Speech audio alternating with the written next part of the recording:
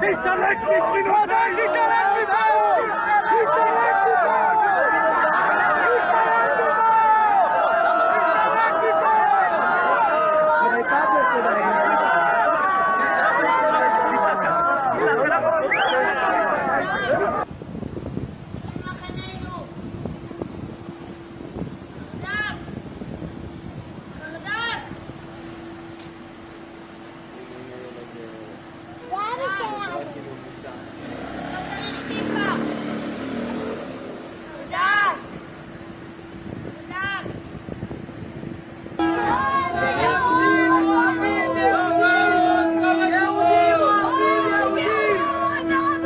אני לא שומע,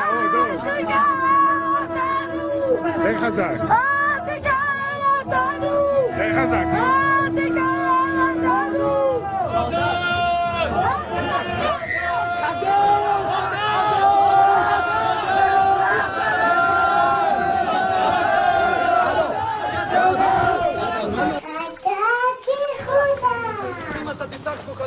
אני גם חייל, אתה רוצה לצעוק לי חרדק?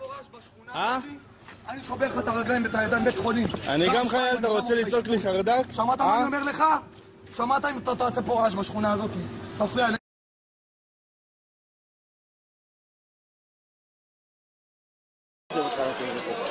למה נראה לך שנפלתי? נפלת? מישהו נפלת עליו, נפל? לא רואה איזה נפילה. לא רואה נפילה, וכל גדולי ישראל קראו שעשו היה את הקשר הזה, אתה זה. תראה לי. אני הלכתי לשעות. בקבוצה, אני לא יודע, אנשים תופסים אבנים כאילו ורצים אחרי, אני לא ידעתי... אני אומר לך, כאילו עד עכשיו יש לי, אני רואה את המקום הזה, אני... פחד, כאילו, ואז למזלי, חבר שלי הגיע ממש מהר, כאילו, פשוט נכנסתי לאוטו ויצאתי משם והלכתי. באותו יום לא חזרתי לבית, הבנתי שחיכו לי גם מתחת לבית בערב, ואחרי בערך חודש מצאנו דירה בפתח תקווה, וזהו. בסופו של דבר הם ניצחו אותי, יצאתי מהשכונה, זה מה שהם רצו, הם אמרו לי כל הזמן, צא משכונתנו, צא משכונתנו. הסיפור של דודי הוא רק אחד מתוך מאות אירועי תקיפה של חיילים בשכונות החרדיות. כבר כמעט 4 שנים שזה קורה, מאז חוק הגיוס בתקופת לפיד, ולא נפסק. בתקופה האחרונה זה אפילו מתעצם. תוצאה של קמפיין מכוון וממומן על ידי גורמים אלמונים, הכולל מודעות רחוב, חוברות תעמולה ושיימינג אישי לחיילים. כמו למשל המאגר הזה שעלה רק בשבוע שעבר לרשת, וכולל מאות תמונות של חיילים חרדים. הכינוי שהודבק להם הוא חרדקים, ראשי תיבות של חרדים קלי דעת על משקל חיידקים.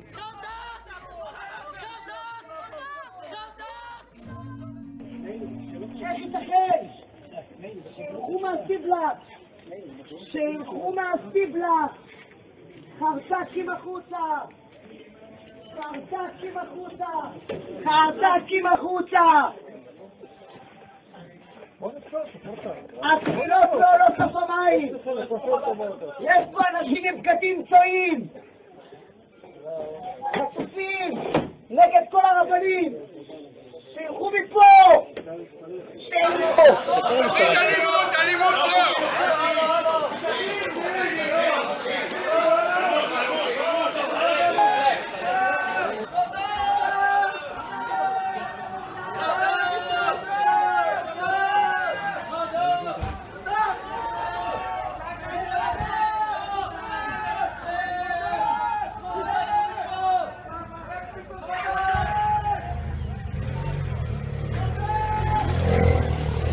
לנוכחות המצלמות.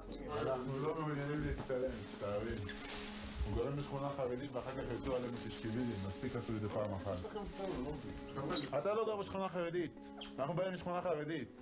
זה הבדל שונה. כן, כן. אתה לא יודע מה זה שכונה חרדית אבל.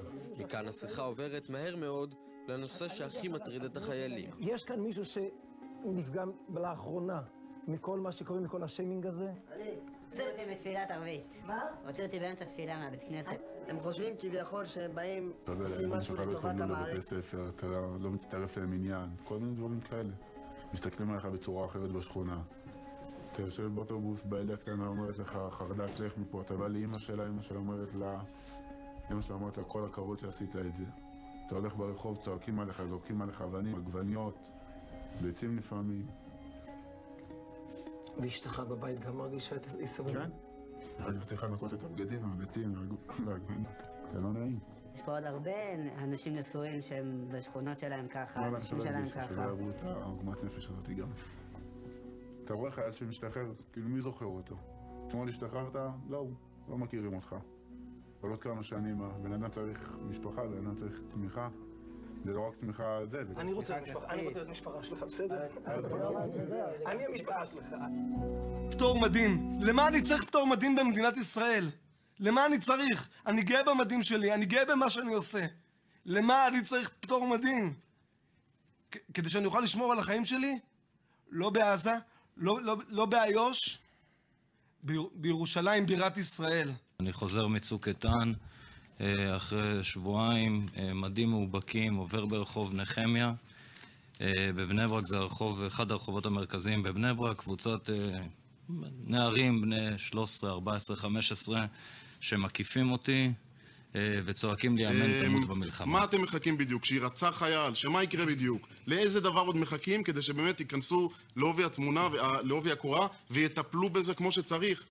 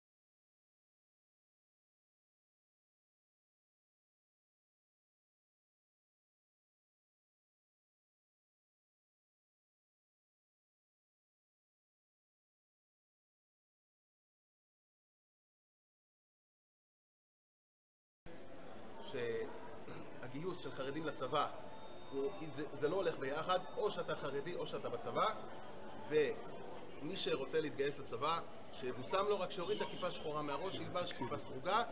ויש פה ציבור גדול וחזק שסבור שהגיוס של חרדים לצבא זה כלאיים. אין דבר כזה חרדים וצבא, או חרדי או צבא. אתה רוצה להתגייס לצבא, בשמחה, אין שום בעיה, תחליף לכיפה סרוגה. והחיילים החרדים לא רק שומרים עלינו ככל חיילי צה"ל, הם גם בונים גשרים בין חלקי החברה המקוטבים לצערנו, ובמובן הזה הם לא מקבלים גב. אנחנו נהיה הגב שלהם. על תקיפה, אנחנו נטפל בה, והעבירה הזו היא חמורה ויש לה משמעות ציבורית וחשיבות אפילו, הייתי אומר, אסטרטגית למדינת ישראל, ביכולת לשלב את החברה החרדית בתוך החברה הישראלית. משנה לא רק את החברה החרדית, את היחס שלה לשירות בצבא, אני חושב שזה משנה את כל החברה וגם את היחס של החברה לציבור החרדי. אנחנו רוצים לאחד את חלקי העם. יש לנו ברוך השם משימות גדולות. מהפכה. הרושם שלי גם מהסיפורים שלכם וגם ממה שאני שומע שיש שינוי יסודי בחברה החרדית, ואנחנו רוצים להעצים את זה. רוצים להכפיל את מספר המתגייסים מהציבור החרדי ב5 שנים. אני חושב שזה יגדל ויפתיע, משום שאני חושב שככל שיראו אתכם חוזרים הביתה, ככל שהם, יש להם מה לכאן, תולים את המדים כבר על חבלי הכביסה. כבר לא מתביישים, אלא... המטרה שלנו היא לקדם 2 יעדים. שילוב של צעירים חרדים בשירות בצה"ל ובשירות הלאומי, ולא פחות חשוב מזה, שילובם בשוק העבודה.